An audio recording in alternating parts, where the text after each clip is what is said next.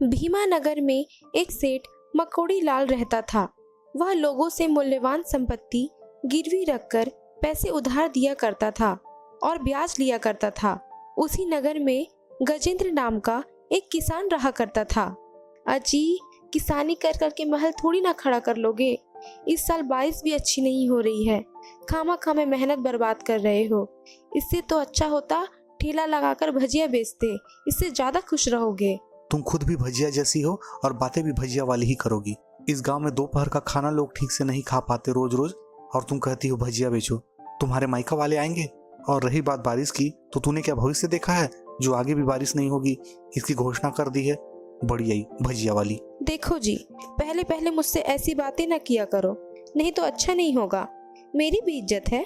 दोबारा ऐसा कहा तो रात का खाना नहीं मिलेगा। चलो ठीक है, तो आज रात का राशन भी नहीं लाता हूँ। वैसे भी पैसे कम हैं, आज दोनों मिलकर उपवास रखेंगे। और रही बात अच्छी बात की, तो बिना मांगे सलाह दोगी तो ऐसे ही सम्मान मिलेगा। चल जा, अब मुझे काम करने दे। रुपयों की जरूरत के चलते गजेंद्र सेठ मकोड़ी लाल के पास जाता है। मैंने सुना है आप पैसे उधार में देते हो। मैं पेशे से किसान हूँ और साथ में ईंटें बनाने का काम शुरू करना चाहता हूँ, पर मेरे पास पूंजी बहुत कम पड़ रही है। कुछ रुपए उधार में दे दीजिए, मैं ईंटें बेचकर आपका उधार चुका दूंगा। पैसा तो दे दूंगा, पर 3% ब्याज ले लूंगा। इतना ब्याज देने की तुझ में हिम्मत है तो बता, नहीं तो रास्ता नापो। ठीक है सेठ जी, मुझे 20,000 रुपए की जरूरत है। मैं प्रति माह आपको 3% ब्याज दे दिया करूंगा जब तक रुपए नहीं लौटा देता आपको। तो तुम इसके बदले मुझे कुछ दो गिरवी में रखने के लिए। गिरवी में रखने के लिए तो मेरे पास कुछ भी नहीं है, सिवाय मेरी सच्ची जबान और ईमानदारी के। मुझ पर भरोसा रखिए, मैं खुद को बेचकर भी आपका रुपए चुका दूंगा। बाबा रे, इतनी महंगी और अमूल्य धरोहर तेरे पास गिरवी में रखने के लिए इतनी अमूल्य भावनाएं हैं, तब तो तुझे कोई भी उधार दे देगा। बाकियों से ही ले ले। तेरी जुबान का मैं क्या अचार बनाऊंगा? वैसे भी मैं शाकाहारी हूँ, तेरी जुबान नहीं खाऊंगा और तू अपनी जुबान मुझे दे देगा। तू कैसे बोलेगा? हा हा हा हा। मजाक का टाइम खत्म। कुछ गहने या जमीन के कागज हो तो वापिस आना, नहीं तो मेरी चौखट पे कदम नहीं रखना दोबारा। गजेंद्र घर पहुंचता है। जमुना, मेरी प्यारी जमुना, कैसी हो तुम? ये लो तुम्हारा पसंदीदा भजिया। तुम्हें मैं कैसे भूखा रख सकता हूँ? खा ले, जी भर के खा ले। सुनो ना, मुझे ना ईंट बनाने का काम शुरू करना है। एक सेठ गिरवी में गहने रखकर रुपए मुझे दे देगा। तुम्हारे सोने का मंगलसूत्र मुझे दे दो ना, यही बस 4 माह के लिए। तो ये मस्का इसलिए लगा रहे थे? तभी तो सोचूं, इतनी खातिरदारी क्यों कर रहे हो? सीधे सीधे बोल देते ना। मैं क्या आपके दुश्मन हूँ? मैं क्या आपका भला नहीं चाहती? ये लीजिए मेरा मंगलसूत्र और अपना काम कीजिए। स्वार्थी महिला, दिन रात परेशान करने वाली मूर्ख महिला। न जाने मैं तुम्हारे बारे में क्या क्या गलत सोचता था, पर तुम तो बहुत अच्छी निकली। हे भगवान, तेरा बहुत बहुत धन्यवाद जो मुझे ऐसी अमूल्य उपहार दिया तूने। बस भी करो जी, इतनी भी तारीफ ना करो मेरी, मुझे शर्म आ रही है। मैं तुम्हारी नहीं, इस गहने की तारीफ कर रहा हूँ जमुना। तुम भी ना अपनी तारीफ सुनने के लिए क्या क्या सोच लेती हो। चलो जाओ अब, नहीं तो गहने वापस ले लूंगी। गहने लेकर गजेंद्र सेठ मकोड़ी लाल के यहाँ पहुँचता है। ये लीजिए सेठ जी, सोने का मंगलसूत्र। अब तो इसे गिरवी रखकर मुझे उधार मिल सकता है ना? वैसे तो मैं किसी को उधार देता नहीं हूँ, पर तुम बहुत जरूरतमंद और मेहनती लग रहे हो, इसलिए मैं तुम्हें उधार दे रहा हूँ। पर याद रखना, हर माह 3% ब्याज मुझे मिल जाना चाहिए। और जब तुम्हारे पास पूरे रुपए हो जाए, तब रुपए लौटाकर ये मंगलसूत्र ले जाना। गजेंद्र रुपए लेकर ईंट बनाने का काम शुरू करता है और 4 महीने बाद सारी ईंट बेचकर अच्छे मूल्य में बेच देता है। अब तो आपके पास पर्याप्त धन हो चुका है। वो मंगलसूत्र मेरे पिताजी की आखिरी निशानी थी। आपके हालात और जरूरत के कारण इसे गिरवी रखना पड़ा। अब तो उसे ले आइए। हाँ हाँ, तुम चिंता मत करो, मैं आज ही जाकर तुम्हारा मंगलसूत्र लेकर आता हूँ। गजेंद्र सेठ मकोड़ी लाल के यहाँ पहुँचता है। अरे तुम आ गए, मुझे तो लगा था तुम नहीं आओगे। मेरे 2 माह के ब्याज के रुपए भी तुम देने नहीं आए। तुम जरा और देर करते तो मैं तुम्हारा जेवर बेच के अपने रुपए वसूल कर लेता। अरे ऐसा ना कहो, मैं तो सूद समेत आपका रुपए देकर अपनी पत्नी का मंगलसूत्र लेने आया हूँ। 1-2 माह खराब गए, इसलिए रुपए नहीं दे पा रहा था, लेकिन अब तो पूरे रुपए दे रहा हूँ आपके पूरे ब्याज के साथ। गजेंद्र रुपए देकर गिरवी मंगलसूत्र को अपने घर लाता है। ये लो जमुना, तुम्हारा मंगलसूत्र। उस सेठ से मैं रुपए देकर इसे ले आया। जरा पहन के तो इसे देख लो, ये तुम पर बहुत शोभा देता है। नहीं, ऐसा नहीं हो सकता। ये मेरा मंगलसूत्र नहीं है। मेरे मंगलसूत्र में तो मेरे पिताजी ने मेरा नाम लिखवाया था। इसमें नाम भी नहीं लिखा है मेरा। उसने जानबूझकर दूसरा जेवर तो नहीं दिया है। जरा पता तो करके आइए ये असली भी है या नहीं। गजेंद्र दूसरे सोनार से जीवर की पहचान कराकर आता है। तुमने सही कहा, ये सोना तो नकली निकला। उसने हमें बेवकूफ बनाया है। रुपए भी रख लिए और जेवर भी गलत दे दिया। मैं अभी जाकर उसकी खबर लेता हूँ। सेठ जी, ये आपने कौन सा सोना मुझे दे दिया है? ये तो नकली है। ये मेरी पत्नी का मंगलसूत्र नहीं है। मैंने दूसरे सोनार से भी पता किया, ये नकली है। मैंने जो मंगलसूत्र दिया था उसे मुझे दीजिए और अपना ये नकली मंगलसूत्र रखिए। अरे वाह, फालतू बात मत कर। तूने मुझे समझ के क्या रखा है? मुझ पर आरोप लगाता है। ये सब जेवर ले जाते समय देखना चाहिए था ना। पता नहीं कहाँ से लाया है ये जेवर और मुझे बदनाम कर रहा है। मैं इतने सालों से व्यापार कर रहा हूँ, मुझे मत सिखाओ। तूने जो जेवर दिया था वो मैंने वापस कर दिया। तूने उसे कहाँ घुमा दिया या चोरी हो गया, मुझे नहीं पता। ये नकली जेवर यहाँ से ले जाओ, दोबारा इस गली में मत दिखना। गजेंद्र न्याय के लिए गांव के सरपंच के पास जाता है। सरपंच जी, मेरे साथ छल हुआ है। मैंने सेठ मकोड़ी मल के पास मेरे घर का गहना गिरवी रखा और इसके बदले उधार लिए, और जब रुपए लेकर मैंने गहना वापस लिया तो पता चला उसने मुझे नकली गहना दिया था। फरियादी, सिर्फ किसी एक पक्ष की बात सुनकर मैं फैसले नहीं लेता। दोनों पक्ष को बात रखने का पूरा मौका मिलेगा। उसके पश्चात प्रमाण मिलने पर फैसला किया जाएगा। लालू, जाओ और उस सेठ को हमारे सामने प्रस्तुत करो।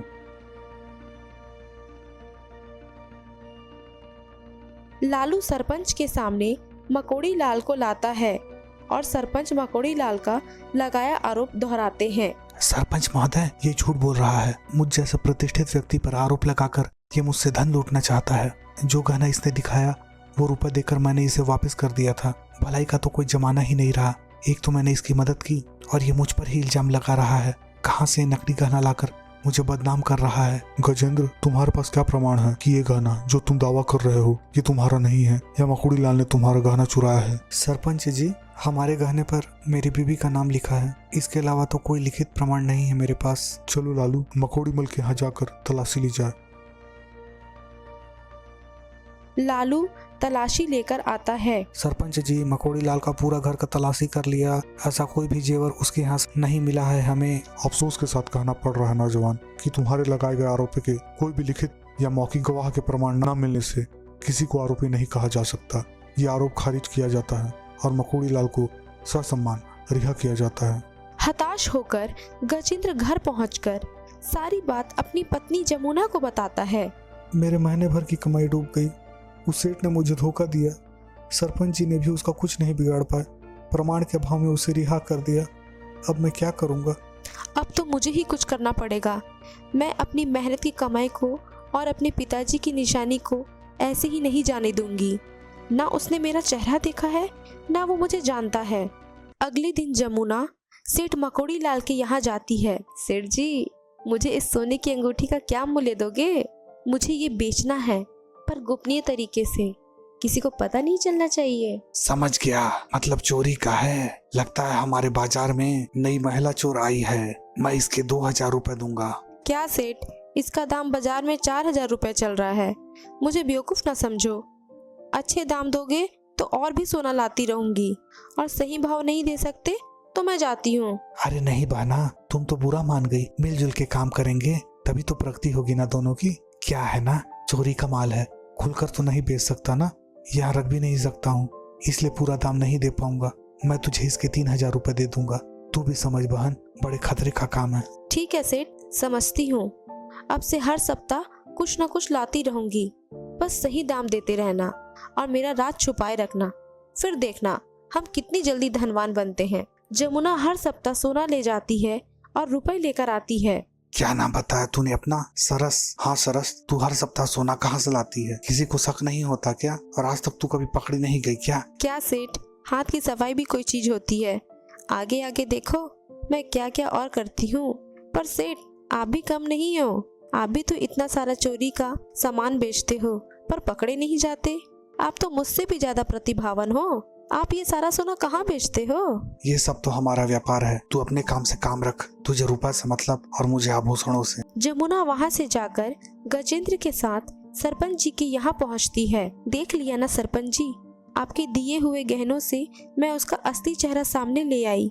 वह सारे गमन और चोरी के सामान को कहीं और बेच आता है ताकि उसकी चोरी पकड़ी ना जाए। क्या इतने प्रमाण काफी नहीं हैं? जमुना, मैं तुम्हारी बुद्धिमानी से अति प्रसन्न हूँ। तुमने इतने प्रमाण तो दे ही दिए हैं, ये बहुत है। पर अभी तुम्हारा काम खत्म नहीं हुआ है। मकुड़ी लाल सेठ ये सामान कहाँ बेचता है ये भी पता लगाओ, तभी दूसरे आरोपी को भी सजा मिलेगी, क्योंकि उसका साथी भी बराबर का गुनाहगार है। ठीक है सरपंच जी, पर मुझे इसका पता लगाने के लिए आपसे 5,000 रुपए की जरूरत पड़ेगी। ठीक है जमुना, मैं तुम्हें रुपए दिलाऊंगा और हमेशा की तरह छुपकर सारा खेल भी देखूंगा। रुपए देकर सभी मकोड़ी लाल के यहाँ पहुँचते हैं। सेठ गजब हो गया, मुझ पर मेरे मालिक को शक हो गया है। अगर उसे वो अंगूठी मैंने नहीं दी तो मेरा सारा भेद खुल जाएगा और आगे से मैं और गहने नहीं ला पाऊंगी। ये गांव मुझे छोड़ना पड़ेगा। वो सब तो ठीक है, पर मैं उसे बेच चुका हूँ और वो तुझे उसी दाम में नहीं दे पाऊंगा। और अभी वो अंगूठी तुझे कहाँ से दिलाऊंगा, वो बहुत दूर है। सेठ, वो 3,000 में बेचा था ना, पर मैं उसके 5,000 रुपए दूंगी। वो अंगूठी मुझे दे दो, नहीं तो आगे से मैं तेरी कोई मदद नहीं कर पाऊंगी। न तू कमा पाएगा न मैं कमा पाऊंगी। पर वो अंगूठी तो मेरे पास नहीं है, यहाँ से दूर एक गांव में मेरे साथी के पास है। ठीक है, मैं चली जाऊंगी, मुझे वो अंगूठी अभी ही चाहिए। अरे सेठ, क्या सोच रहे हो? पैसे भी ज्यादा दे रही हूँ और तुझे मुझसे क्या डर? दोनों एक ही हैं, चोर चोर भाई बहन। इतने दिनों से नाटक करके जमुना सेठ का भरोसा जीत चुकी थी। बताता हूँ, यहाँ से 25 किलोमीटर दूर एक गांव झरनापाल है, वहाँ मेरे भाई रुस्तम का सोने का दुकान है, वहीं रखा है वो अंगूठी। दोनों एक दूसरे के गांव के गहने लाकर बेचते हैं और हमारी चोरी भी नहीं पकड़ी जाती। तो वहीं जाकर उससे अंगूठी ले लो। तभी सभी वहाँ आते हैं और रंगे हाथ मकोड़ी लाल को पकड़ लेते हैं। आज तुमने खुद ही अपना गुनाह कबूल कर लिया। सेठ मकुड़ी लाल, इतने दिनों से हम तुम्हारी निगरानी कर रहे थे। आज जमुना की बुद्धिमानी के कारण तुमने अपनी सारी गलतियां कबूल ली है और सब राज उगल दिया। लालू, हमारे सारे गहने रुपए और जमुना के गहने ले आओ। यहाँ तो चोरी के कोई गहने नहीं है, लगता है ये सब उसके भाई रुस्तम के पास है। तो फिर इसकी सारी संपत्ति जब्त कर लो और जमुना को उसकी गहने के 10 गुना ज्यादा मूल्य के गहने दे दो और इस दुष्ट को कारावास में डाल दो। नहीं सरपंच जी, कोई भी गहने मेरे पिताजी की अंतिम भेंट और निशानी की बराबरी नहीं कर सकता। मुझे तो अपने वही गहने चाहिए और उस चोर को भी सबक सिखाना जो इसका साथी और भाई है, जो इसका बराबर का गुनाहगार है। पर वहाँ तो ना हमारा शासन है न पहचान है। जमुना के पिता की अंतिम निशानी, उस मंगलसूत्र को कैसे लाएंगे? ये सब मुझ पर छोड़ दीजिए सरपंच जी। फिलहाल इस सेठ मकोड़ी लाल को बंदी बना दीजिए और इस बात को अभी राज ही रखिए ताकि खबर पाकर वो चौकन्ना ना हो जाए। दूसरे दिन सभी झरनापाल गांव में पहुंचते हैं और मकोड़ी लाल के भाई रुस्वत के यहाँ पहुंचते हैं। सेठ जी, मुझे कोई अच्छी सी मंगलसूत्र दिखाइए। बहुत सारे गहनों में जमुना को अपना मंगलसूत्र मिल जाता है। अरे सेठ जी, इसका दाम क्या है? ये तो बिल्कुल मेरे मंगलसूत्र की तरह है, देखिए। ये दोनों आभूषण तो समान दिख रहे हैं बहन जी, पर मैं सुनार हूँ सुनार। आपकी वाली मंगलसूत्र नकली है और ये है असली। हाँ हाँ, वही तो मैं कह रही थी। ये असली वाला मंगलसूत्र मेरा है और ये नकली वाला आपका। आपका दिमाग तो ठीक है, आप पागल हैं क्या? कुछ भी कह रही हैं। लो आपका मंगलसूत्र और जाइए यहाँ से। कहाँ कहाँ से आ जाते हैं। सुनो गांव वालों, ये कैसे का सुनार है? मेरे गहने को लेकर अपना बता रहा है, भरे बाजार में बेवकूफ बना रहा है। तभी जमुना की पुकार सुनकर सभी लोग वहाँ जमा हो जाते हैं। क्या हुआ बहन, क्यों शोर मचा रही हो? क्या परेशानी है? मैंने इसे मंगलसूत्र दिखाने को कहा तो इसने मेरे पहने जैसा मंगलसूत्र निकाला और मेरा पहला हुआ मंगलसूत्र मांगा।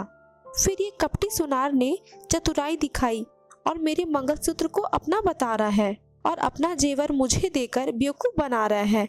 हालांकि दोनों समान हैं, पर ये मेरे पिताजी की निशानी है। कितनी झूठी है तू, खुद के किए को बदल के बता रही है और मुझे फंसा रही है। गाँव वालों, आप तो सब मुझे जानते हो, ये महिला झूठ कह रही है। इस नकली मंगलसूत्र को लाकर मुझे फंसाना चाहती है। ये बहन, बुरा ना मानना, पर तुम्हारे पास क्या सबूत है कि ये झूठा है और ये मंगलसूत्र तुम्हारा है? भैया, क्या नए गहनों में किसी का नाम लिखा होता है? इस गहने में मेरा नाम लिखा है और ये रहा मेरा परिचय पत्र जमुना, और इस गहने पर भी मैंने अपना नाम लिखवाया था। आप ही बताइए, ये मेरा नहीं है तो क्या इस सुनार का है? ये क्यों अपने गहने में मेरा नाम लिखवाएगा? और मुझे तो पता भी नहीं था कि ये नकली गहना है। ये कपटी सुनार मुझे ठगना चाहता था और नकली गहना पकड़ाकर मुझे चूना लगाना चाहता था। क्या आपके गांव में मेहमान के साथ ऐसी धोखाधड़ी की जाती है? मारो इसे, इसने हमारे गांव का नाम बदनाम किया है। रुको रुको, बताता हूँ। रुको, ये सोना तो मैं अपने भाई से खरीद कर लाया था, जो वो वहाँ के लोगों को ठग कर मेरे पास बेचने के लिए भेज देता है। देखा भाइयों, इसने आखिर सच कबूल कर ही लिया। इतना ही नहीं, तुम्हारे गांव के चोरी किए हुए सारे गहने ये हमारे गांव में बेचता था, ताकि किसी को शक न हो और इन दोनों की चोरी पकड़ी न जाए। मेरे गांव आकर देख लेना, इसके भाई मकुड़ी लाल से जब्त किए हुए गहने इसके सबूत हैं। अब देख क्या रहे हो? इस गांव में चोरी के जितने भी गहने हैं सब इसी ने चुराए हैं और ठगे हैं। मारो इसे। इस तरह से जमुना ने अपनी समझदारी से न सिर्फ अपने जेवर पाया बल्कि दोनों आरोपी को सजा दिलाई।